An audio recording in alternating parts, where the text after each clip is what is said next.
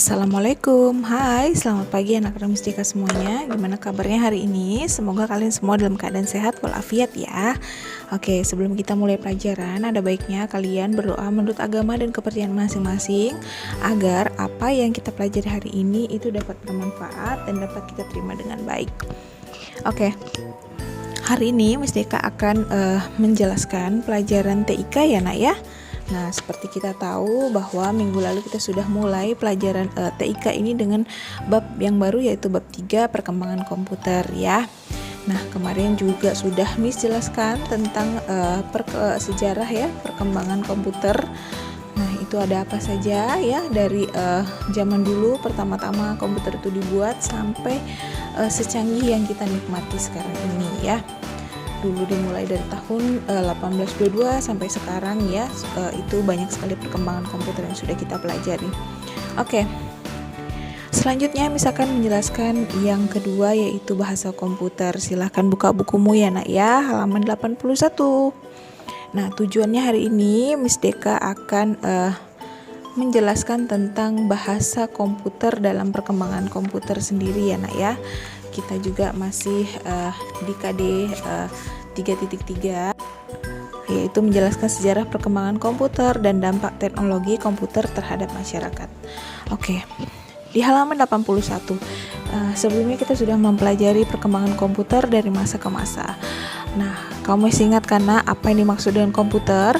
Ya, komputer adalah alat pengolah informasi. Nah, ketika kita memasukkan informasi untuk diproses oleh komputer, kita harus menggunakan bahasa yang dimengerti oleh komputer.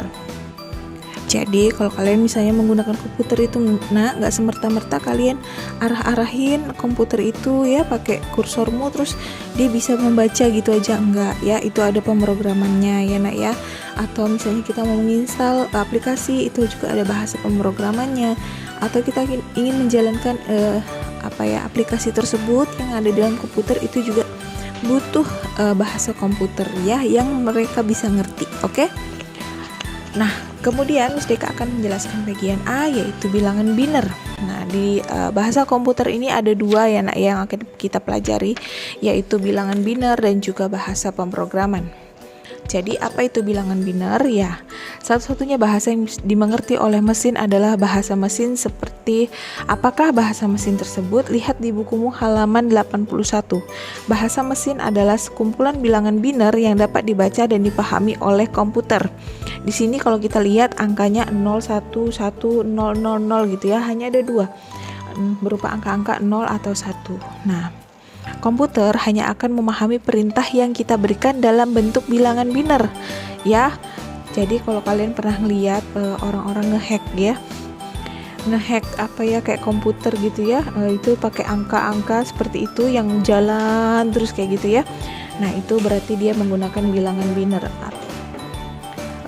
Apa sebenarnya yang dimaksud dengan bilangan biner sendiri? Nah, sistem bilangan biner ditemukan oleh ahli matematika Jerman bernama Gottfried Leibniz. Nah, sistem bilangan biner atau sistem bilangan basis 2 adalah sistem penulisan angka dengan hanya menggunakan dua simbol aja nak, yaitu hanya ada dua ya, 0 dan juga 1. Sistem bilangan ini merupakan dasar dari semua sistem bilangan berbasis digital. Dalam kehidupan sehari-hari, kita terbiasa menggunakan sistem bilangan desimal ya nak ya.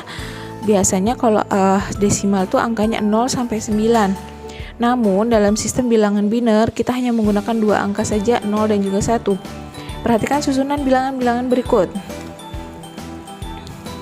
Sistem bilangan desimal itu ada 0, 1, 2, 3, 4, 5, 6, 7, 8, dan 9.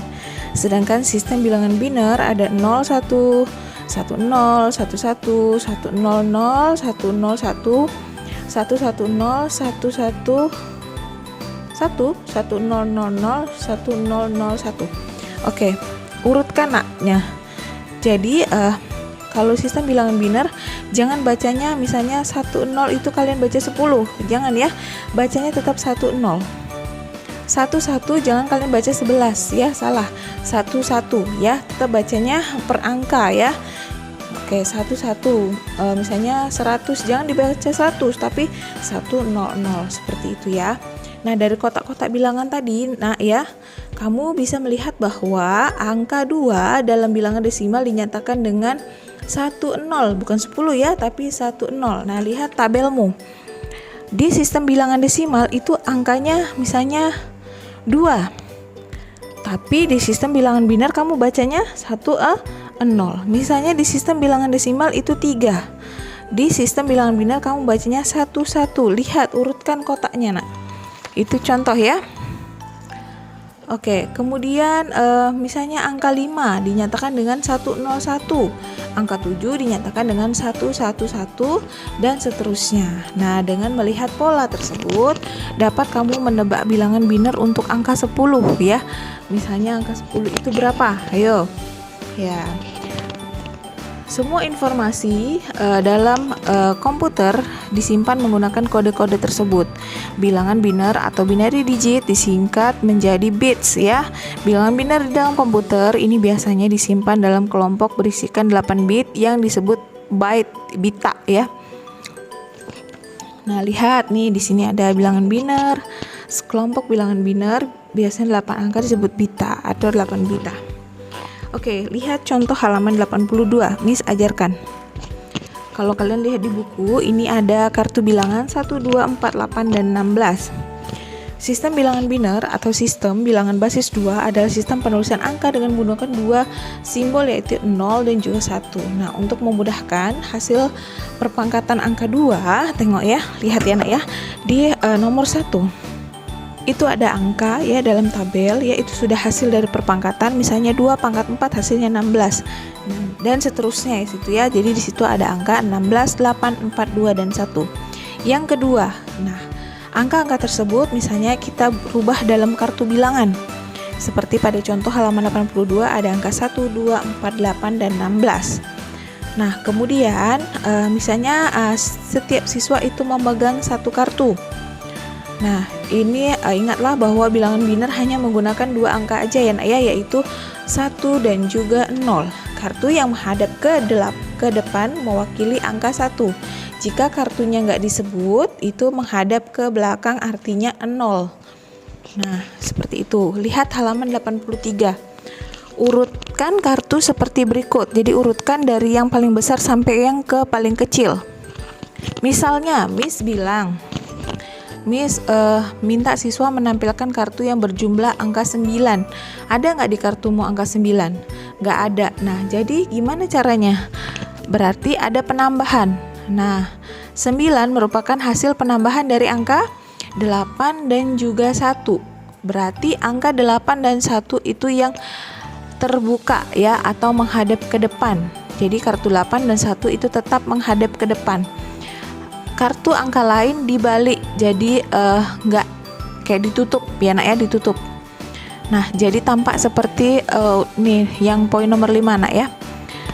Yang 16 kita tutup, yang 4 kita tutup, yang 2 kita tutup ya. Jadi hasilnya ini seperti ini. Jadi hanya 8 dan angka 1 yang menghadap ke depan, karena itu merupakan penjumlahan dari 8 dan 1 jadinya 9 ya. Karena tadi Miss Deka suruh kalian menyebutkan angka 9. Nah, kalau sudah, ingat bahwa kartu yang menghadap ke depan berarti 1. Kalau yang tutup berarti 0. Nah, perhatikan gambar di nomor 6, lihat. Jadi hasilnya adalah 01001. Dari hasil tersebut, angka desimal 9 dalam bilangan biner artinya 01001 ya. Begitu seterusnya. Nah, ini tadi adalah kartu bilangan yang kalian gunakan tadi, ada 5 ya Nak ya. Nah, itu kalau bilangan biner yang dihasilkan misalnya ada 5 bit, ada 5 kartu. Nah, tapi kalau misalnya disuruh membuat 8 bit, ya tambahin aja 3 bilangan 0 di depannya. Sehingga kalau yang tadi 01001 itu 5 bit ya. Kalau 8 bit gitu tambahin aja 0-nya 3 di depannya, jadi 0001001. Begitu seterusnya. Paham ya Nak ya?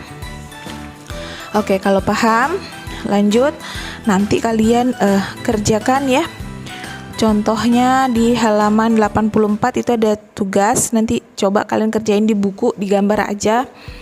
Oke, itu soalnya ada di nomor 2. Nah, contohnya ada di halaman ada yang di nomor 1. Nomor 1 itu adalah contoh. Kalau disuruh buat bilangan desimal angka 11. Jadi angka 11 itu berapa tambah berapa? 8 tambah 2 tambah 1. Jadi yang terbuka angka 8, 2 dan 1. Yang 16 dan 0 itu tertutup 16 dan 4 itu tertutup jadi 0. 01 ya. Kalau itu 5 bit ya. Tapi kalau disuruh 8 bit, tambahin 03 di depannya ya. Oke, soal nomor 2 itu adalah disuruhnya 8 bit. Jadi nanti hasilnya kalian tambahin 03 ya di depannya ya. Nah, ini contohnya nomor 2 ini ada A sampai E ya. Jadi kerjakan, yang dicari adalah angka 4, 12, 16, 18, 29. Tulis dalam bentuk tabel ya di buku tulismu, nggak apa-apa. Oke, nanti dikirim ya plus ininya ya caranya ngerjainnya ya, atau plus tabelnya ya sama hasilnya. Oke, paham? Kalau paham, kita ke bagian B, yaitu bahasa pemrograman. Bahasa yang dapat dimengerti oleh komputer hanyalah bahasa mesin. Namun, bahasa ini sangat sulit digunakan oleh manusia. Coba ingat kembali permainan bilangan biner yang telah kamu lakukan pada permainan. Kamu mengetahui bahwa bilangan biner untuk angka 8 adalah 0, 0, 0, 01, 0, 01. Bayangkan jika kamu harus menuliskan tanggal lahirmu dengan bilangan biner. Sulit sekali, bukan? Ya, bilangan biner merupakan bahasa pemrograman generasi pertama. Selanjutnya, para programmer mengembangkan bahasa pemrograman yang lebih mudah digunakan. Bahasa pemrograman adalah bahasa yang digunakan programmer untuk membuat program.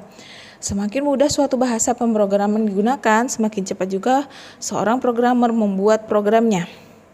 Berikut perkembangan bahasa pemrograman dari masa ke masa. Oke, lihat ya nak ya, di sini ada 5 generasi ya. Generasi pertama ya, 1GL. Nah, termasuk bahasa tingkat rendah yang menggunakan sistem bilangan biner yaitu 0 dan 1. Bahasa generasi pertama adalah bahasa mesin. Yang kedua, bahasa generasi kedua atau 2GL, juga termasuk bahasa tingkat rendah yang disebut bahasa rakitan.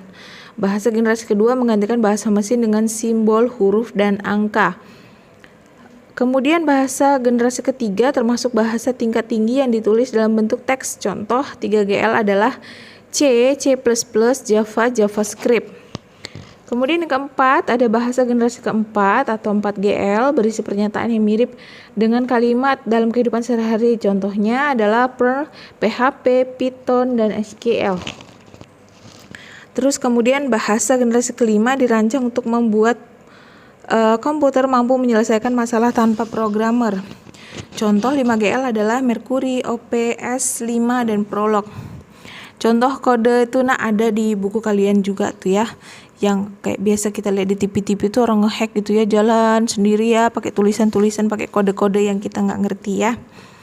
Nah, programmer lebih sering membuat sebuah program menggunakan bahasa generasi kedua ya, pakai generasi yang kedua, simbol, huruf, dan angka. Kemudian generasi ketiga dan juga seterusnya dicampur ya. Akan tetapi bukankah komputer hanya memahami bahasa mesin? Jadi bagaimana caranya agar komputer dapat menjalankan perintah yang diberikan? Agar komputer dapat memahami bahasa yang digunakan programmer, bahasa tersebut harus diterjemahkan dulu ke bahasa mesin. Proses penerjemahan ini disebut kompilasi. Program yang melakukan penerjemahan disebut kompilator. Lihat di sini ada ya. Contohnya programmer menggunakan 3GL. Kompilatornya menerjemahkan 3GL menjadi bahasa mesin, baru komputer bisa memahami bahasa mesin. Nah, seperti itu ya nak ya. Tadi penjelasan dari bahasa pemrograman. Nah, untuk tugas yang kedua, ini di halaman 86, silakan jawab pertanyaan 1-5 di buku tulismu ya. Jadi nanti kalian foto, kirim ke Miss Deka, itu halaman 84 ya tugasnya, kemudian halaman 86. Oke, sekian penjelasan dari Miss Deka, sampai jumpa, terima kasih.